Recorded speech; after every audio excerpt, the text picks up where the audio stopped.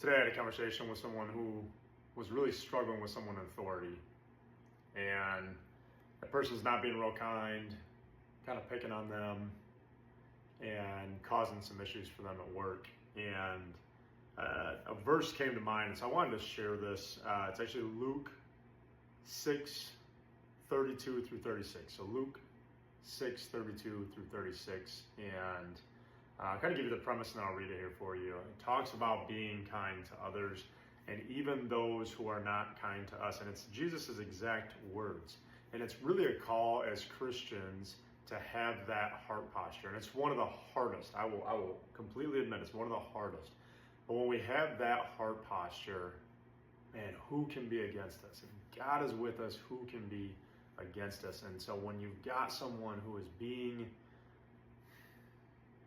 evil, for lack of better words, someone who's being rude, someone who's being intentionally terrible towards you, I want you to come back to this verse.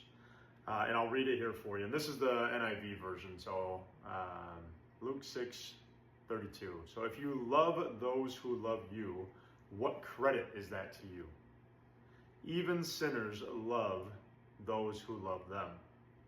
And if you do good to those who do good to you, what credit is that to you? Even sinners do that. And if you lend to those whom you expect repayment, what credit is that to you? For even sinners lend to sinners, expecting to be repaid in full. But love your enemies.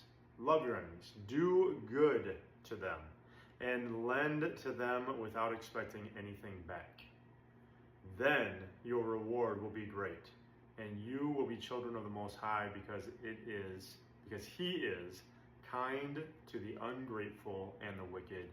Be merciful just as your Father is merciful. And so I just want to encourage you, if any of you are struggling, and I was able to tell this individual some stories about things that I've experienced in my past and people in authority figures, struggles that I had. And certainly there was some non-biblical advice, but then the biblical advice was just that.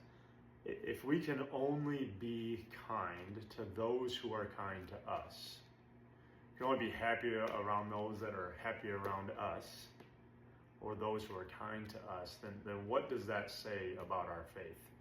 Now, please, this is not me preaching saying that I do this perfectly, because I certainly don't, and I am constantly working on it. But I want to encourage you to go back to that verse, go back and look at how can I change my heart posture, and what difference can I make in that person's life when I